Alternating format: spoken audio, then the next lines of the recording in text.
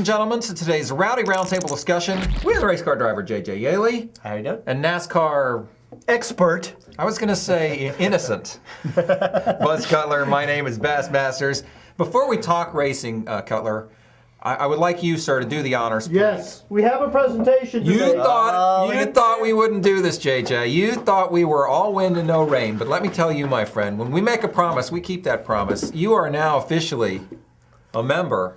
Oh, check that out. Of the Rowdy Nation, of the Rowdy. Well, he's more than a member. He's more than a member. Because the Rowdy. That's the protective. No random member of the Rowdy Nation. Check hold it up for the camera. You left the price tag on it. Cutler. Got my ass. I didn't want to smudge it up. That is awesome. Huh? How cool is that?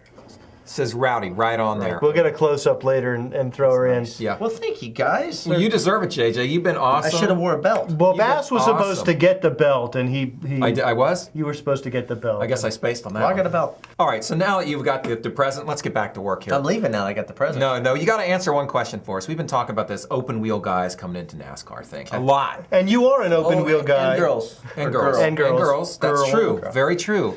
And we're wondering, this whole idea, are we making too big a thing of it about whether someone comes from open wheel or some other form of racing? Is it just like, sometimes is it just, are you good at it or not? It doesn't matter where you come from? Or is there a real transitional problem that you have coming from open wheel? There is a real transition between open wheel racing and obviously stock car racing. You know, for me, I was lucky because I didn't spend a lot of time racing Indy cars because they were by far the most different type of race car that I ever drove. You know, I ran 15 races. And you were like, whoa, what is this? It was just completely different because the cars do so much for the driver. You know, so the Indy cars, I mean, when they're good, they basically drive themselves. When they're bad, they're evil. But, that was the first thing Tony Stewart told me when I was running Indy cars was, you can't overdrive. You can't fix what's bad. So you drive the car to what it'll give you. If the car is only 70%, you drive 70%. If you drive 71, you're dead. Until you can fix it. And that's what it came down to. Right. And I think is what happens if you've got, you got Juan Pablo who's been the most successful of the guys who made the transition, but here's also another guy who's raced everything. So he's not just been tied into one type of race car, one type of feel. The cars are, you look at an Indy car, you're talking a quarter inch of travel, 5/16 of travel, and they measure everything in thousands. So, you're talking nothing. Where you're looking at 3 inches, 4 inches of travel in a stock car, the cars move, the cars change so dramatic from the start of a run to 50 or 60 laps in a run. So, having that feedback to tell your crew what to do, it's different. The way you sit in the car is completely different. Everything about it, it's almost like starting over. So. Is there a difference now? Because obviously when Tony Stewart did it very successfully, Jeff Gordon, Tim Richmond all did it very successfully, but that was a while ago. So has there been a change over time in terms of that transition? Or are we just talking about three incredibly talented race car drivers? Well, I mean, the difference is, like Tony Stewart ran Indy cars, but he is another guy who's raced everything. I mean, I think he's even crashed monster trucks or raced monster trucks, but he's done everything. That is the difference. You just have that ability to adapt to the race car you're driving.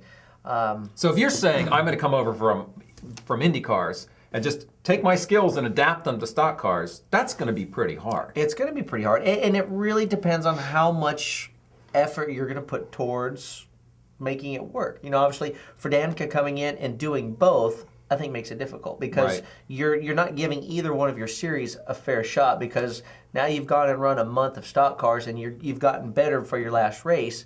Now you're going to go run a month of Indy cars. Well, now you're having to get reacclimated to what you're doing. So your thought process has to completely change. So you almost have to really focus on one particular type of car and whatever that's most important to you and go from there. Should we be thinking of guys like Casey Kane as guys who came out of open wheel ranks, or should we really be talking about open wheel as really IndyCar and F1? Is there a difference? Are we sort of, is it a misnomer to think of coming out of sprint cars, winged sprint cars, as coming out of open wheel? Well, I mean, ultimately they are still open wheel race cars, and they're completely different than anything else too. So you can't, I don't think it's fair to say that you're an IndyCar driver and you're having a harder time adapting as an excuse over a guy who's come from open wheel, midget sprint cars, whatever it may be, and having that same problem and not getting the same treatment.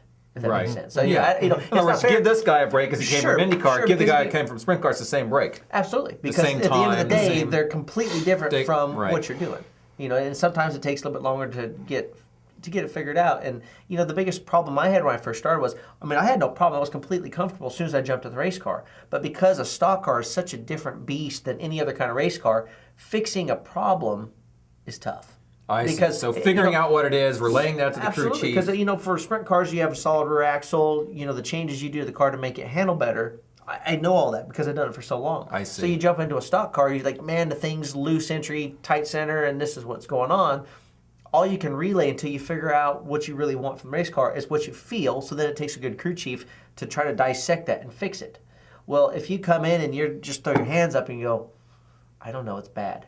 It makes it harder on the crew chief. Sure, absolutely. And obviously you're testing, then your engineers can look at the data and they can try to figure it out. Right. But without having that knowledge, you really slow yourself down in your learning curve because it's not able to say, it's almost like knowing what you feel. If we could soften the right rear spring and give me more grip, if you can help the crew chief, obviously you're not the crew chief, so you don't have to do his job. But the more information that you can give him, right? But if you're suggesting changes, you're obviously giving him a clue as to what you're feeling as well. Sure. If you listen to, like Bobby Labonte, a veteran of the sport, he'll really break down every little bit of the racetrack and what the car's doing. Mm-hmm. And then, if you really listen to Tony, Tony's one of those guys, he'll tell you what the car's doing, but he doesn't get real specific into what's, he'll say, hey, I need a little of this, I need a little of that, and leave it up to the crew chief to fix. So there's a huge difference in how drivers work with their crews and fix a race car. So you can't say, well, this guy was very successful and talented in open wheel, so given enough time, he will be successful in stock cars. He might or he might not. He might or might not. But talent does not necessarily translate. No. Would you suggest for a guy, it's interesting looking at a guy like Nelson Piquet who comes in and he says, I want to do this the right way. I'm going to run trucks full time next season for Kevin Harvick. So he's going to be in good equipment. He's going to be in, not the top tier series of stock car style racing. Mm-hmm. On the other hand, you got a guy like a Scott Speed who comes in, he does a year of ARCA, did pretty well, and then hops into the big leagues and, the team was new and it's kind of was set up. It was a difficult situation. It was set up to fail. It was set up to fail. That's the way I felt looking at it. Because you look at who you're competing against, and all of your guys that are your top tier Cup drivers. They've all been in the sport for a really long time. They know the little quirks of every racetrack they're going to. They've been with teams that have good budgets, big budgets. They're able to do a lot of testing. They've got that advantage over a guy who's going to come in and run. When the ABC program, like when I started, when the ABC program was real big, you're going to come in and run a couple ARCA races, a couple nationwide races, then you're going Cup racing. You really haven't learned how to race. Mm-hmm. And that's the biggest thing. The racing is so much different between all three series. If it's Cup, nationwide, truck, you just race completely different than the guys you're racing around. And I think that's obviously why it's important that Cup drivers stay in the nationwide series. Because the fans aren't going to show up if you don't have the big name there. And it also teaches those guys. But that's how you learn. You learn from racing against the best. All right. All right, that has been your Rowdy Roundtable with J.J. Yeley. My name is Bassmasters. This is Buzz Cutler. A long but very fruitful discussion, I thought, gentlemen. It was very good. It bore fruit. I think so. As long as it didn't bore fans. That's a good line, J.J. Thank you. Rowdy.com. Say it like it is. Say what like it is? Rowdy.com.